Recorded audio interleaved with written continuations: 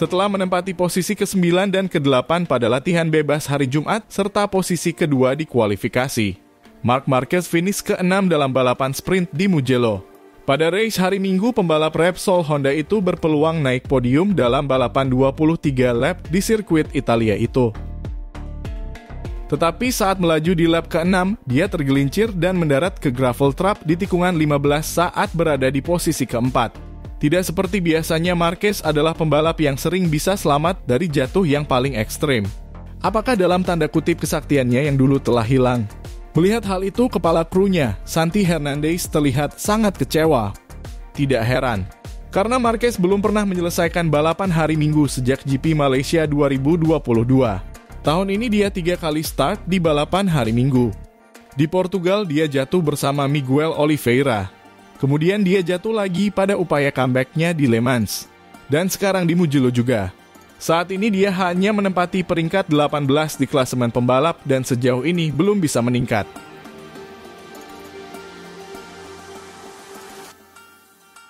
Ada apa dengan Marc Marquez? Pembalap yang dulu dikatakan paling cocok dengan Honda RC213V kini tidak dapat melakukan penyelamatan yang fenomenal seperti dulu. Atau karena dia melewati tikungan dengan sudut kemiringan maksimum di luar racing line yang licin atau trek yang kotor. Dan tahun ini sekali lagi pembalap Honda itu harus membayar manuvernya dengan crash.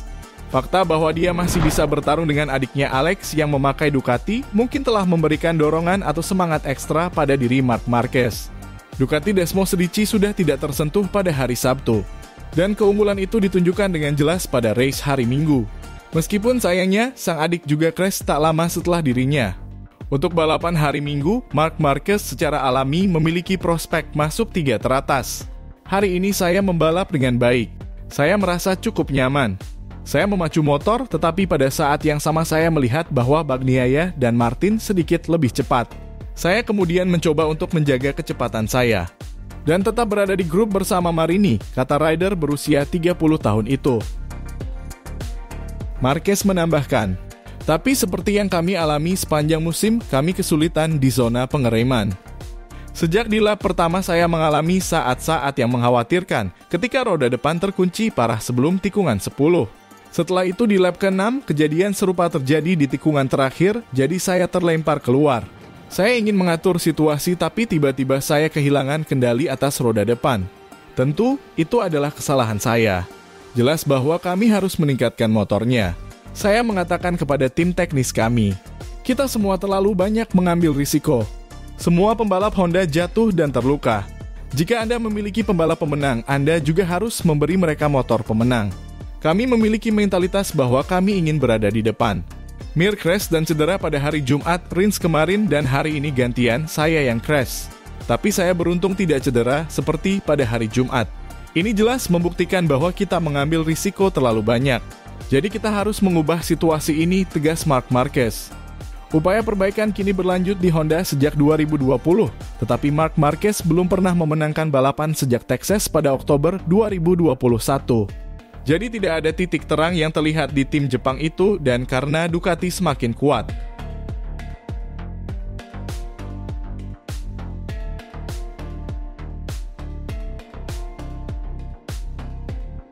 Podium dan keajaiban. Di Mugello, Marc Marquez tampaknya ingin memulai kembali gaya balap seperti di Le Mans 4 minggu lalu. Agresif, cepat, bertahan dalam keseimbangan yang cukup rumit ke peringkat yang jauh lebih ambisius daripada posisi sebelumnya. Bantuan dari luar akan memungkinkan dia untuk menaklukkan trek Italia. Jadi juara dunia 8 kali itu dikualifikasi dan saat start memanfaatkan slipstream Bagnaia untuk kedua kalinya. Kemudian dia mulai bertarung dengan saudaranya Alex, dengan Jack Miller, dan dengan Luca Marini dalam upaya untuk membangun peluang demi mendaki tangga podium. Yang harus dikatakan jika dia bisa podium akan menjadi prestasi yang ajaib.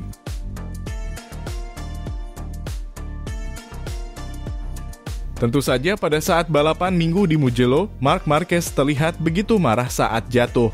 Dan sumbernya adalah pengembangan motor. Honda benar-benar terpojok sekarang. Satu-satunya faktor yang dapat meringankan penderitaan dan kesulitan adalah kemenangan. Minggu depan di Sachsenring, Marc Marquez tidak akan menahan diri. Saya bisa menang di Jerman. Saya selalu bisa menang di sana. Tetapi jika saya menang di Sachsenring, tidak ada gunanya bagi saya. Karena untuk melaju cepat kami harus mengambil risiko terlalu banyak. Motor Honda sekarang belum mencapai level untuk menang. Di tikungan, lawan tidak menjauh dari Marquez. Mereka menjauh saat akselerasi atau di trek lurus, di mana pembalap Honda itu tidak bisa berbuat apa-apa. Hari ini kami mengalami masalah di lap pertama. 3 atau 4 pembalap menyalip saya di awal balapan. Dan itu bukan karena kami kekurangan power motor, tetapi karena saya sudah mengalami masalah ini sejak kemarin di sprint race. Saya sudah melaporkannya ke garasi. Tetapi hari ini saya mengalami masalah ini lagi. Seluruh tim bekerja keras. Tetapi perubahan dari satu balapan ke balapan berikutnya tidak akan cukup. Akan dibutuhkan waktu untuk mencapai seri penutup di Valencia dalam situasi yang lebih baik. Itu artinya tahun ini gelar dunia benar-benar tidak ada harapan lagi untuk Honda.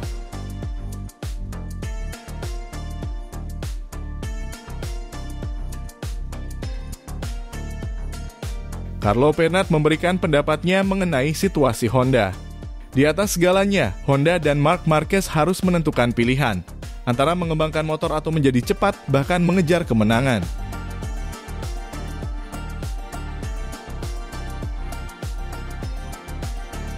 Faktanya dia jatuh lagi karena mengambil risiko. Di Italia ada pepatah yang mengatakan, Anda tidak bisa meniup dan minum secara bersamaan. Ada beberapa pilihan antara mengembangkan motor dengan baik, membawanya ke level tertentu, atau mengejar catatan waktu terbaik. Salah satu dari keduanya, jika kita melakukannya bersama-sama, kita akan jatuh. Seperti yang dialami Marquez sekarang. Carlo Pernat mengetahui masalah ini dengan baik. Marc harus membuat pilihan, katanya.